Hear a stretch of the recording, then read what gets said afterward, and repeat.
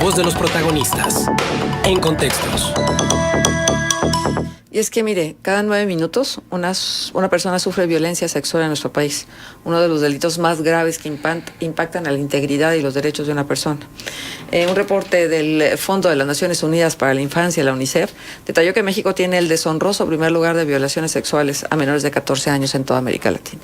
Y bueno, pues recién se ha dado un caso que ha estremecido a la opinión pública, no solamente de Coahuila, sino nacional, a través de la información de una pequeña que desgraciadamente fue asesinada, pero fue abusada sexualmente. 2 años tenía la chiquita por su padrastro.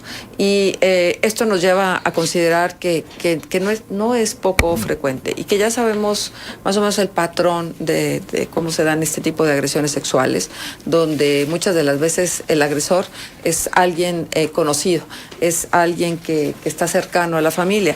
Y desgraciadamente, pues luego se complica esto de la denuncia y se complica esto de creerle a los niños cuando pues los expertos en conducta humana te dicen siempre hay que creerle a los niños y siempre hay que atender lo que los niños dicen. Hugo, ¿cuál es hoy está con nosotros el doctor Hugo Morales, delegado de la Fiscalía del Estado en La Laguna, y por supuesto también ya Marta Rodríguez, directora del Centro de Empoderamiento de la Mujer en Torreón. Hugo, yo te quiero preguntar, ¿cuáles son las cifras que se manejan en la Fiscalía lo que tiene que ver con agresión sexual? Mira, un tema que es muy importante, Marce, es que este tema, al ser tan relevante, ha venido siendo tratado por diferentes institutos, ¿verdad? Por un lado, como ustedes conocen, existe un Centro de Empoderamiento para la Mujer, que es el que dirige Marta, y ese Centro de Empoderamiento para la Mujer tiene un área específica, pues de trato, vamos a decir, completo, ¿no? Desde poder tener o recibir atención psicológica, en fin, Marta nos podrá comentar, hasta poder recibir una denuncia. Entonces, vamos a decir que esto, por ejemplo, simplifica el trabajo y el trabajo estadístico y el trabajo obviamente de día a día de este tipo de asuntos. Sin embargo, existen otras dependencias que también lo hacen. Por ejemplo, por ahí está PRONIF también, que da este tipo de atenciones a menores, y por qué no decirlo, también la propia Fiscalía en el ámbito independiente de estos dos institutos que son muy relevantes para nosotros en colaboración con ese tema, pues también tenemos por ahí algo de violencia familiar. Entonces, es un tema que a lo mejor como es complicado en su prevención, porque esto más bien es de educación, Marcelo, no se trata de una prevención de tipo policial, ¿verdad? No podríamos reprender a la Dirección de Seguridad Pública Municipal porque se presenta un hecho de violación en el ámbito familiar, que es principalmente en donde se van presentando este tipo de situaciones. Y bueno, pues esta es una situación complicada precisamente porque no compete exclusivamente a las autoridades. Yo diría que aquí el ámbito familiar, la presencia de todos los miembros de la familia, el trabajo que se tiene que hacer desde lo más básico en lo social, pues tendría que ser el ámbito precisamente o el espacio de la prevención. Por eso, ¿y qué responsabilidad tendría el gobierno federal, el estatal, el municipal en aras de esta prevención? Mira, a mí me parece, no quiero ni siquiera hacer pensar que se elude la respuesta, pero es muy complicado poder hablar de una responsabilidad en materia de educación exclusivamente del gobierno. Creo que sí tiene que haber una sinergia evidente entre el gobierno, entre los institutos como el que Marta dirige y la sociedad, para que estas campañas de información pues puedan permear más, puedan favorecer que exista, pues primero, más cultura, y segundo, que eso se traduzca en una verdadera prevención, y a la tercera, que en caso de que se presenten este tipo de eventos sean denunciados. Yo les puedo decir que el hecho de que precisamente el estado de Coahuila tenga estos 5 centros de empoderamiento para la mujer han facilitado que las mujeres tengan acceso a este tipo de servicios, no solamente al jurídico, sino al que llamamos psicológico, médico, y eso pues evidentemente soporta y apoya que haya pues mayor confianza en las instituciones. ¿Cuántas denuncias reciben ustedes al respecto? Bueno, ya está con nosotros. Hola, ¿cómo están? Buenos días. Muchas gracias por la invitación, Marcela, Juan. Es que no es casualidad que en el regreso a clases estamos abordando este tema. Se complicó un poquito. ¿Sabes? Porque finalmente, sí, yo sé, finalmente muchas veces el fracaso escolar se deriva de toda esta presión psicológica que tienen los niños al estar experimentando agresiones en cualquiera de sus manifestaciones. Sí, claro, totalmente. Bueno, retomando el tema que estaba manejando Hugo, Coahuila hay que hacerlo notar. Es uno de los estados, y por decirte que es el único que tiene 5 centros, los 5 centros están totalmente certificados por la CONAVIM, que para pasar tú una certificación de la CONAVIM, pues es una serie de requisitos muy minuciosos y muy específicos. Tienes que tener personalmente altamente calificado para poder pasar protocolos, etcétera, ¿no? Para poder pasar una certificación. En el caso de Coahuila así lo es algo que hay que hacerlo notar. No todos los estados lo tienen. Esto básicamente desde que están los 5 centros de justicia en Coahuila, obviamente es una herramienta muy importante para todas las mujeres que tienen o son vulneradas tanto física, psicológica, económica o patrimonialmente, ¿no? Que son los casos de violencia que nosotros atendemos dentro de los centros de justicia. Esto es un acceso muy importante y una herramienta jurídica para todas las mujeres que son vulneradas. Hoy en día nos topamos con que hay mucho más cultura de denuncia. Antes era más difícil que una persona denunciara, por ejemplo, una violación porque tenía temor, porque pensaba que no iba a pasar nada, porque no sabía dónde acercarse, si tenía a lo mejor una herramienta de asesoría jurídica o de acceso a terapias psicológicas o al área de empoderamiento o vaya, una serie de situaciones que hoy en día estos centros pueden proveer a las mujeres, ¿no? En el caso de denuncias, pues bueno, hablando de violencia familiar, en el 2018 a la fecha ahorita llevamos 1,375 denuncias que vienen siendo tipificadas como violencia familiar. Y en caso de violaciones, bueno, hemos llevado hasta ahorita 58, que son las denuncias que tenemos. Todos esos casos obviamente es el 40% de lo que se presenta en su totalidad, lo que se canaliza a ministerios públicos dentro de los centros de justicia. ¿Cuál es el promedio o la tasa promedio que se maneja en el país? ¿Nosotros estamos arriba, abajo? ¿Cómo? No, bueno, estamos ahorita un poquito arriba de la media nacional, ¿verdad? Hablamos el otro día de eso. Sí ha habido un incremento, creo yo que es por el acceso que se tiene ahora, que es mucho más fácil a las mujeres a este tipo de herramientas. Hay más cultura de denuncia. Las violaciones siempre han existido. Pero no se denunciaban. Hoy en día una mujer que vive una relación violenta conyugal denuncia a su marido por violación. Antes eso era como que llegaba una mujer a un ministerio público y decía, ay, no, pues es el marido, o sea, ¿cómo? Ni siquiera le hacían caso, ¿sí me entiendes? Hoy en día ese tipo de cosas se denuncian y ese tipo de cosas son denunciadas y tipificadas como un delito. ¿Dónde ocurre la mayor cantidad de agresiones contra los niños? Dentro del seno familiar. Casi siempre es una persona cercana a los niños, un tío, un primo, un vecino, abuelos, abuelastros, padrastros. Ese es lo que más nos llega a nosotros. En pocas situaciones se da que sea una persona externa, sí se da, pero en menor proporción. ¿Qué penas recibe un violador? Pues mira, o sea, va dependiendo de la tipificación del delito que obviamente se denuncie, ¿no? Si es abuso, si es tocamiento, si es hostigamiento, si es violación. Pero en este caso, pues bueno, ya es un trabajo que se va haciendo por parte de los ministerios públicos. Ahí ellos ya son los especialistas en temas penales. Ya un juez se encarga, obviamente, de poder dar la pena que se les vaya a dar, pero está arriba de los... Está entre 7 y 12 años, dependiendo del delito. Se va incrementando. Así es. Por la calificación. Si hay agravante o no hay agravante. Puede llegar a 20, 22. ¿Sí? ¿Y cuántos presos tendrán los centros de readaptación aquí en el entorno por estos delitos? Mira, no corresponde necesariamente a los eventos que han sido en la zona. Ya. ¿Por qué? Porque puede ser que alguno de estos internos haya solicitado el beneficio de trasladarse a una ciudad donde se encuentra su familia y entonces pues esto los lleva a que probablemente el número de internos que tengamos aquí o que tengan en Saltillo, por poner otro ejemplo, pues no necesariamente corresponde con el mismo número de eventos. Entonces ese número también es un poco complicado en su manejo, ¿no? Pero bueno, de los 40 y tantos casos que mencionabas, Marta, ¿cuántos de ellos fueron consignados ante un juez y castigados?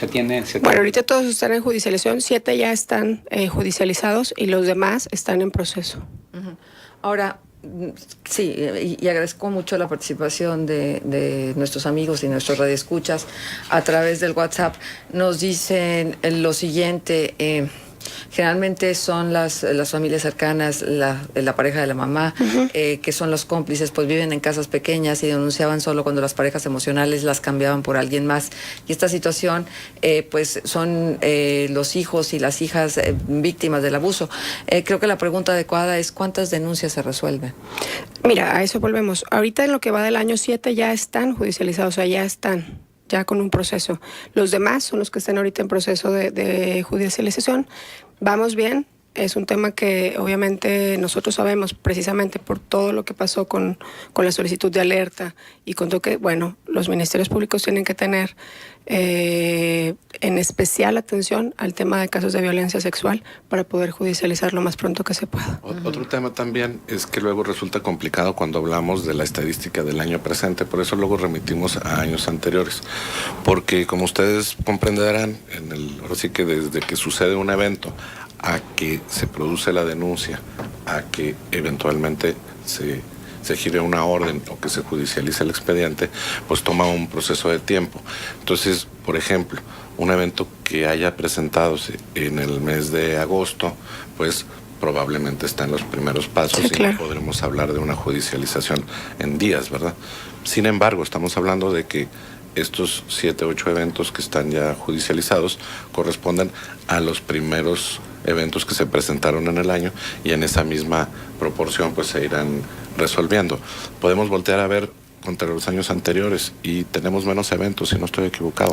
Pero sin embargo, se debió judicializar muchísimo más de la mitad el año pasado. Es decir, los procesos se van dando, pero con seguridad, a partir de que, como estamos diciendo, está identificada el agresor y en este sentido, pues el común de los asuntos lleva a judicializar. Ahora, ¿cuál es el camino? Si realmente es tan complicado que sea los gobiernos en turno los que prevengan, porque finalmente es una situación de educación, ¿cuál es el camino para evitar y dejar de tener estos nada honrosos lugares de primer lugar en abuso sexual y violencia física? No sé si te has fijado que hay una campaña ahorita en medios de comunicación, tanto radio como televisión y medios impresos, precisamente sobre el tema de los derechos de las mujeres y también del abuso sobre los niños y mujeres. Bueno, niños y niñas.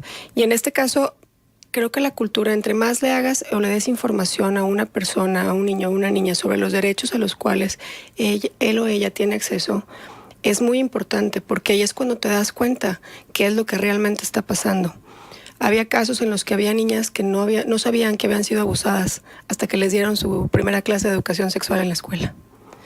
Esto es un tema de acercamiento tanto de padres como sociedad, como de información ante los medios de comunicación, hacer una campaña fuerte, tanto sociedad como Estado, para poder hacer un conocimiento más grande sobre los derechos que tenemos, ¿no? Todos como sociedad, tanto como cultura y como cuidar también nosotros a nuestros propios niños, ¿no?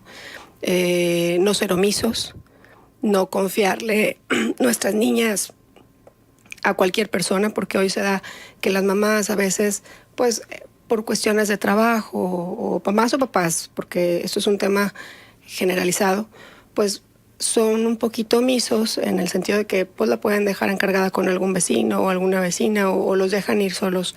¿Sí me entiendes? Situaciones que, bueno, ponen en riesgo a un menor o a una menor, que tenemos que tener más cuidado con ese tipo de situaciones y obviamente pues la educación y la cultura que nosotros les podemos dar en casa, ¿no? El cuidado debe ser el mismo para niños y niñas. Así es, efectivamente, porque esto no es una cosa que sea privativo nada más de niñas, Marcela, también o sea el caso de niños, y es un tema que tiene que ver con la familia, con nosotros acercarnos, darles una educación, una primera clase de educación.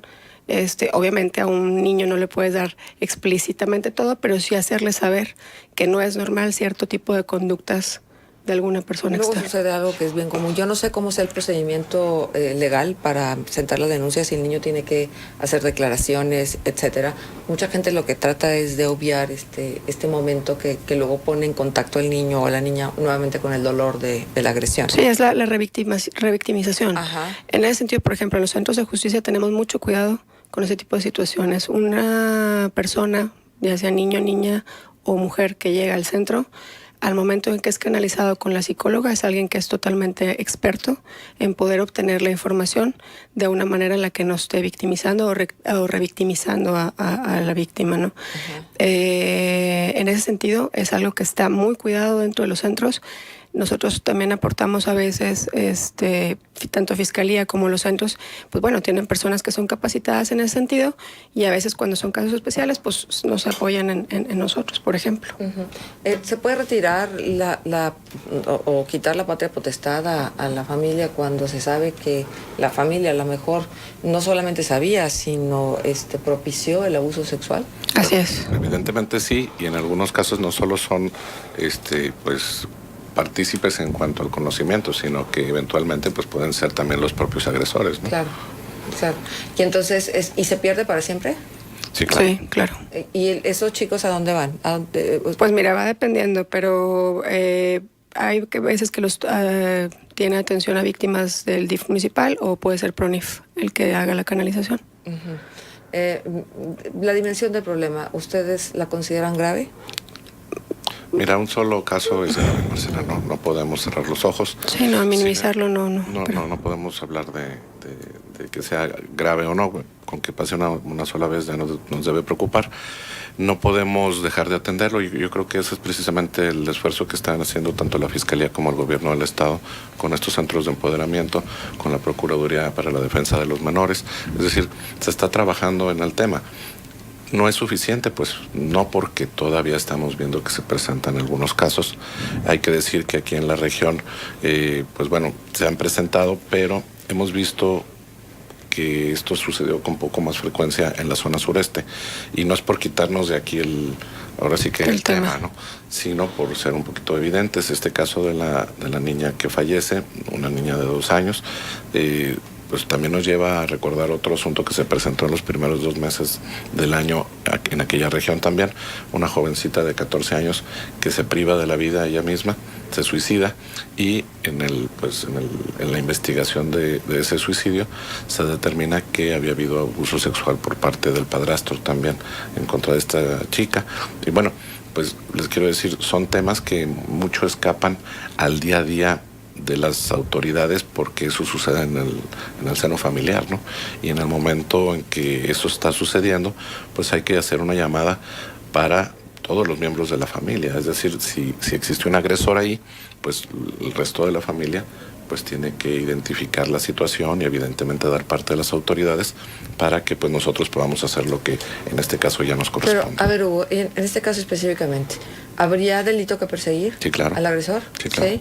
¿Sí? ¿Y todavía se puede corroborar que hubo agresión sexual? A partir de la necropsia se determinó que había habido eventos sexuales con la menor, y de ahí se pudo determinar la participación del padre.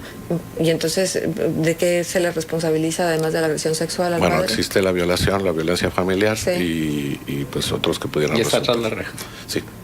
Pero no se le puede asentar ninguna responsabilidad en la muerte de la chica. Bueno, en cuanto al homicidio no, porque se trata de una privación, vamos a decir, voluntaria, aunque existe esa condicionante, me queda muy claro. Sí, un Sin embargo, claro. Desde el punto de vista jurídico, lo que sí logramos fue violencia familiar y violación. Pues pareciera poca cosa, ¿no? Bueno, definitivamente sí, no podemos hablar de ello.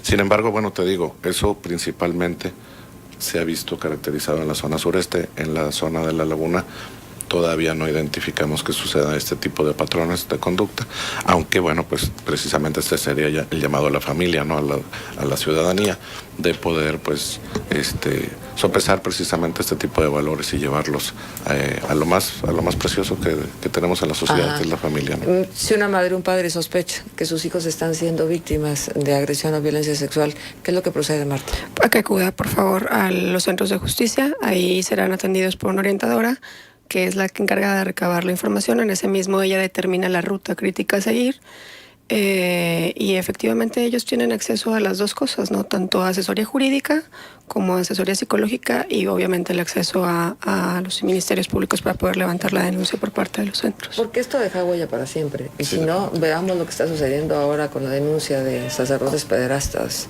y la situación emocional que todavía viven las víctimas. Sí, mira, evidentemente pues no puede describirse un un agravio de esta naturaleza, ¿no? Por eso decía yo, un solo hecho pues debe preocuparnos. Pero bueno, más allá de eso, decirles que afortunadamente existe este centro de empoderamiento en la ciudad de Torreón y uno más en la ciudad de Matamoros, Coahuila, es decir, la Laguna En la zona de la dos Laguna. de los 5. Así es.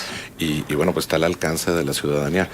No solamente el de Torreón está siendo exigido por la ciudadanía, también el de Matamoros atiende pues a la población de aquella zona y bueno, pues afortunadamente yo digo con resultados positivos, porque hay que decirlo, no todo también es violencia sexual, ¿verdad? También se trata en muchos casos de una asesoría, pues tal vez en lo básico para evitar que se presente la violencia, que se siga reproduciendo la violencia y sobre todo para prevenir. Entonces es bueno que se acerquen a los centros de atención, ¿verdad? Muy bien. Pues muchísimas gracias, Hugo, A ti, Marta, por estar Marcela, con Juan. nosotros. Y yo sé que para arrancar semana es un tema bien difícil, pero es un tema que no podemos darle la Sí, vuelta así y es. tenemos que incluirlo en la agenda, sobre todo para estar con los ojos abiertos, porque los niños y las niñas no son responsabilidad exclusivamente de los padres de familia, son responsabilidad De todos como todos sociedad. nosotros. Así es, Muchas Marcela. gracias, Hugo. Muchas por gracias estar por con la nosotros. invitación. Gracias, Marta. Muchas gracias y buenos días, Radio Escuchas. Gracias. Feliz inicio de semana.